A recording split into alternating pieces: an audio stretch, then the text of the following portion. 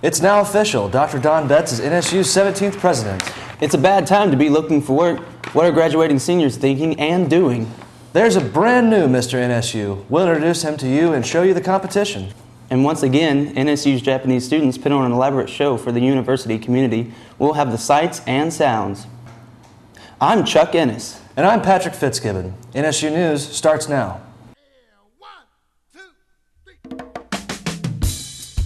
From around the campus and the Tahlequah community, this is NSU News.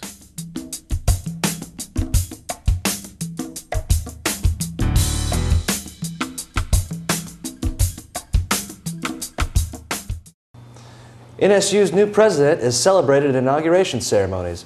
Dr. Don Betts is the university's 17th president, and now it's official. Dr. Betts, who spent more than a decade as a professor at NSU before moving on to other colleges, was selected last year to replace Dr. Larry Williams. Williams retired for health reasons. Betts came back to NSU from the University of Wisconsin at River Falls.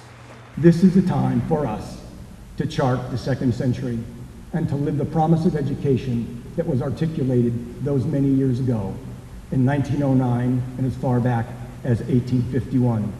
And it's our time to write this story together. There have been much better times to be a graduating senior. We all know the economy is lagging and many companies aren't hiring. So what's it like coming face to face with a sour job market? Here's a report put together by the broadcast production class. Unemployment is up. Job prospects in general are down. What a fine time to be graduating from college. The job picture is as bleak as it's been in decades, and it has some seniors looking at grad school instead of entering the job market. I think obtaining a higher degree would allow me to be more competitive in the job market. In journalism, for example, newspapers are going out of business and radio and TV stations are cutting back.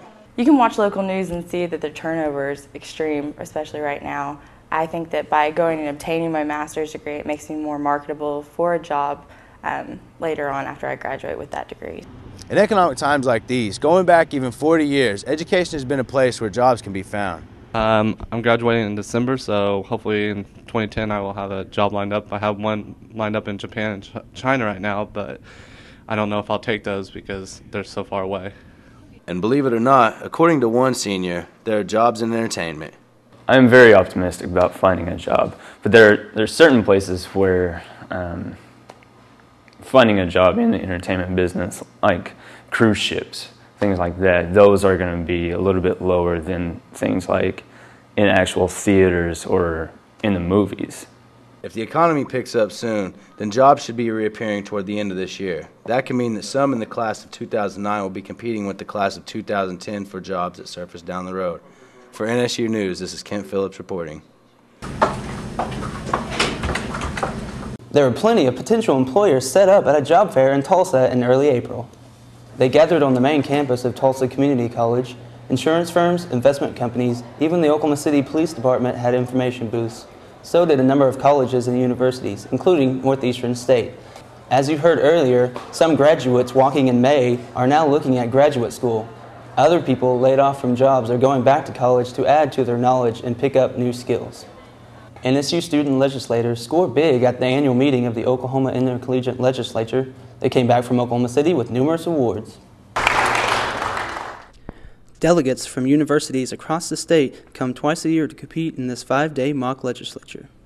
I've learned more in OIL than I have in any of the government classes I've taken at school. So I think we're here for that. There's a lot of state legislators that are OIL alum, and they got where they are because of the political backing they had from friends of theirs that were in OIL, the networking that happened there, things like that.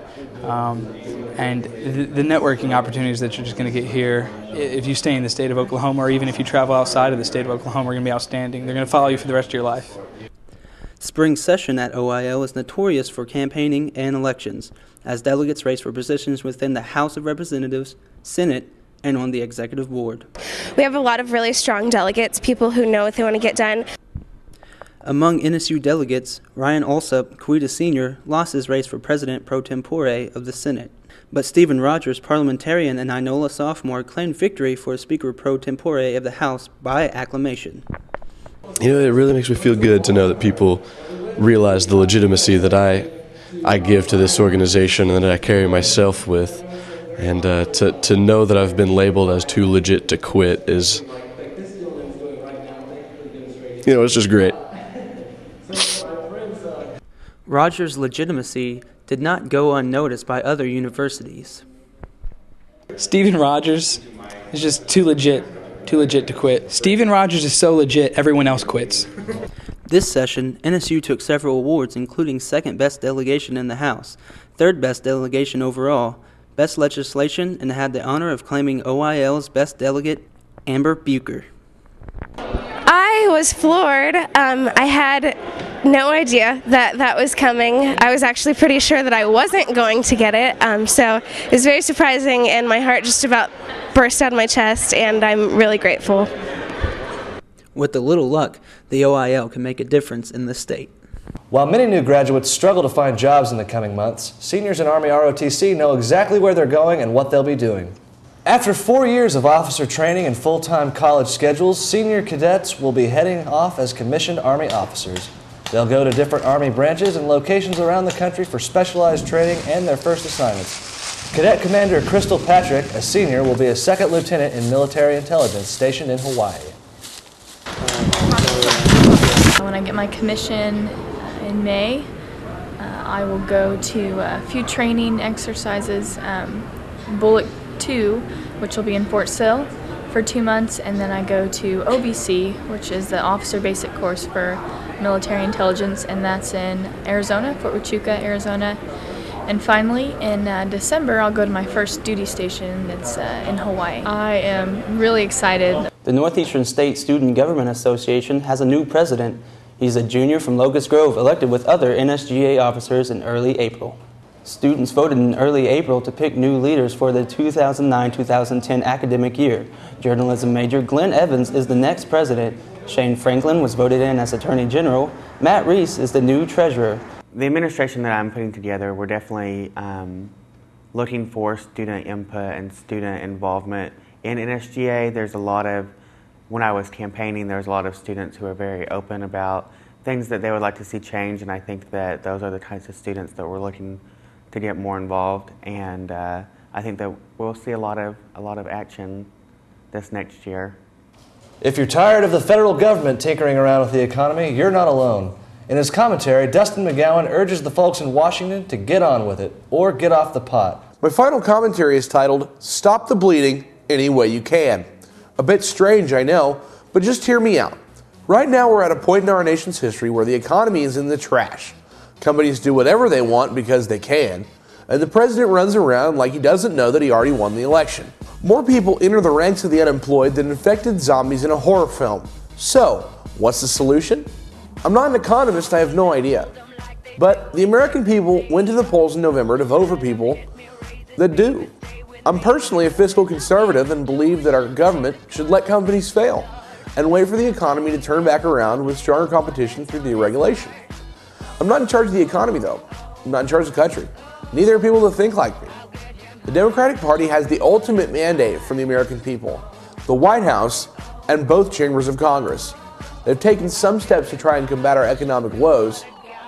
They've not exactly yet worked or done anything except cause a populist uprising over companies like AIG, who are only fulfilling their contracts to employees at the behest of the government, which said they could not abate contracts if receiving federal monies. Enough rambling. Here's what I'm saying. Fix it.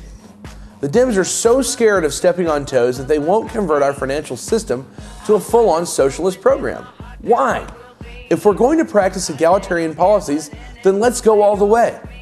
If I were in charge, the only thing that would guide me would be the theories of Adam Smith. Just do it. Make me give you a giant amount of taxes, and in return, you will give me everything I need to survive and flourish. Companies won't fail because the government will own them. That's how socialism works. So, I'll keep waiting for my Obama meatloaf. And our friends in Washington, I have one thing to say. Stop the bleeding any way you can. I've really enjoyed giving these commentaries, and will miss doing this as I am graduating.